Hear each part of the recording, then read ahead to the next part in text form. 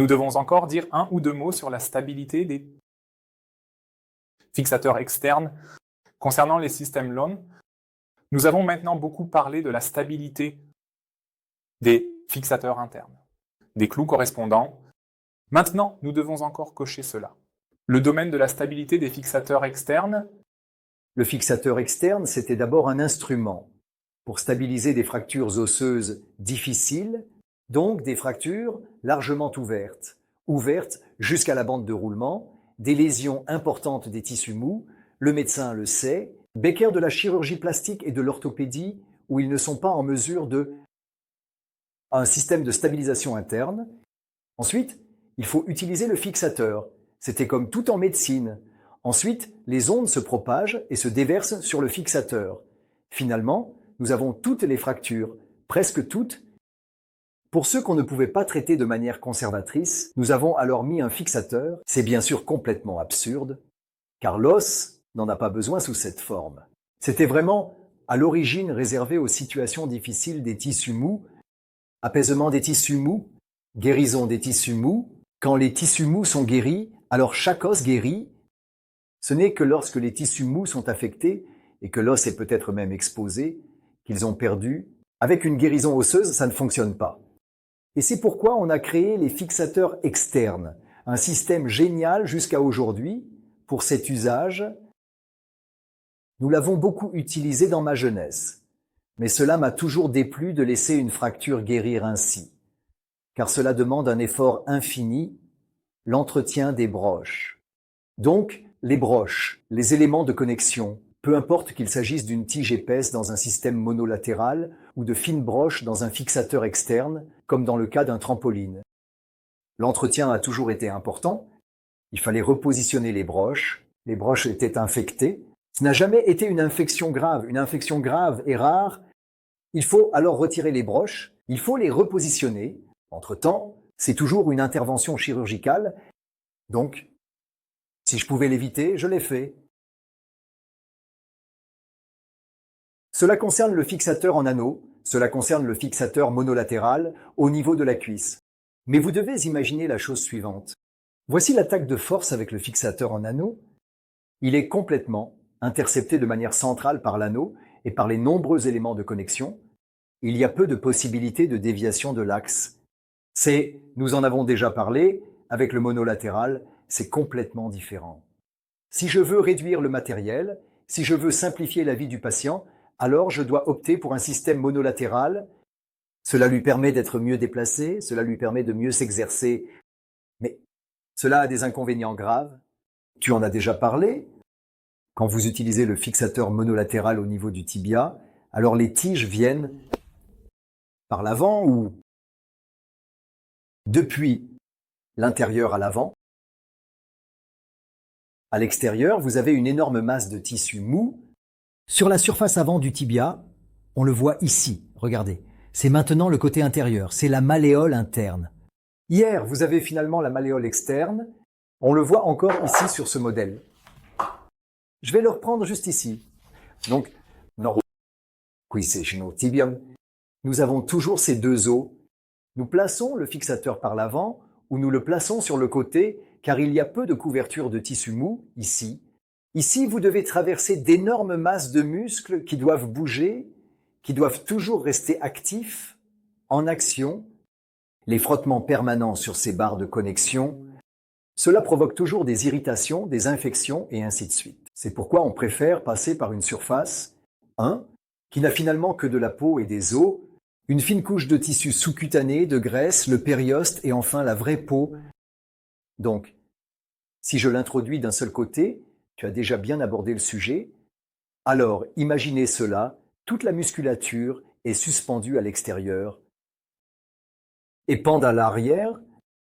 À l'intérieur, il n'y a pratiquement rien. Alors, maintenant, imaginez cela. Vous tenez, maintenant par l'intérieur. Maintenant, ils essaient d'étirer, ou même juste de maintenir. Ensuite, ces barres de connexion deviennent le maintien externe. Ils sont pliés à un tel point que l'ensemble du système tend vers lisse au niveau de la jambe, au niveau de la cuisse. C'est tout le contraire.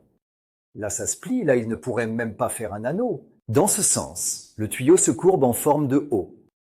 Et ce sont des choses qui sont difficiles à prévoir et difficiles à corriger lors de l'allongement en raison de la tension extrême des tissus. Cela signifie essentiellement qu'il faut utiliser des fixateurs monolatéraux, tant au niveau de la jambe que de la cuisse, de manière isolée. Pour de grandes distances de distraction, il est plutôt critique de rester prudent. Le fixateur est déjà un système stable pour la stabilisation en cas de fracture osseuse, mais en réalité, pour l'allongement, au maximum, il est encore bien adapté. En tant que fixateur en anneau, c'est ce qu'a montré Elizarov. Elizarov, qui, en fin de compte, est un principe biologique d'Auguste Bier et un principe de stabilisation par fixateur en anneau d'un Autrichien, il a rassemblé cela. On lui a demandé par la suite. Il a toujours dit non, c'est mon idée. Mais il a vraiment développé cela de manière remarquable dans la plus grande clinique orthopédique du monde en Sibérie, à Chur. Cela signifie, en gros, dans le système monolatéral, nous avons le problème que lorsque nous voulons allonger, la tension augmente naturellement. La tension augmente. Donc, y a-t-il une force de flexion? Et cette force de flexion, on essaie alors d'y faire face en ajoutant un clou en plus du fixateur monolatéral. Cela signifie, en gros, on a deux systèmes qui, seuls, ne fonctionneraient pas parce que le clou est dans ce système, d'abord, un clou rigide. Ce n'est pas un clou qui contient le mécanisme de distraction. Point 1, point 2. C'est plutôt un clou plus petit parce qu'il faut que les broches s'adaptent autour. Soit les broches, soit les barres, ou alors, dans le cas du monolatéral, les épais, broches du système. Autant que possible sans contact avec le clou. Exactement. Cela signifie que lorsque nous parlons de stabilité, le fixateur en anneau avec un effet trampoline est déjà stable s'il est adéquat. Pour toute la durée de l'allongement, c'est une autre question. Quand nous parlons de stabilité, le fixateur monolatéral seul est en fait plutôt obsolète parce qu'il n'apporte pas vraiment une bonne stabilité lors de la distraction. Cela signifie que les extrémités de la fracture vont alors varier. Il y aura une force de flexion et donc tout le système ne s'allongera pas de manière uniforme. Et pour cette raison, on veut contrer cela et on ajoute un clou en plus du fixateur monolatéral. On peut aussi ajouter un point à cela. On essaye maintenant de réduire un peu les inconvénients que le mécanisme de fixation complet qu'il apporte, en lien avec le long, est un peu réduit. En fin de compte, c'est le principe du long. On a un clou dans l'os. Le clou est inséré aussi profondément que possible. Donc, on prend un clou très long qui descend très bas, qui va très loin vers le bas, et on fixe le clou en haut avec des vis. Voici la ligne de section. Et ensuite, avec le fixateur externe, on écarte les os, et ainsi la partie inférieure du clou se retire du tube osseux inférieur, et dès qu'on a atteint la longueur souhaitée, on va rapidement et on perce en bas les vis transversales. Ainsi, le système est maintenu. Les vis du haut sont déjà en place au début, celles du bas sont ajoutées à la fin de l'allongement, et ensuite on monte très rapidement le fixateur parce qu'on veut garder cette épée de Damoclès de l'infection aussi petite que possible. Nous avons vu de nombreux cas où exactement cela est survenu. Si vous utilisez un fixateur pur, cette déformation à laquelle nous venons de faire allusion, la cuisse en haut, le tibia en X, il est même allé jusqu'à cela. Il y a encore ce truc intermédiaire où l'on commence d'abord, on allonge avec le fixateur, on ne met pas de clou, on couvre partiellement les jambes pendant longtemps, on arrête les antibiotiques afin de prévenir au maximum les infections. Et ensuite, après avoir atteint l'allongement, on passe à un clou. Je peux vous montrer quelques images impressionnantes du résultat que nous ne pouvons pas montrer ici. Ce n'est pas notre sujet ici, mais la difficulté de la tâche, obtenir une forme correcte, maintenir la longueur, garder la forme, maintenir les axes.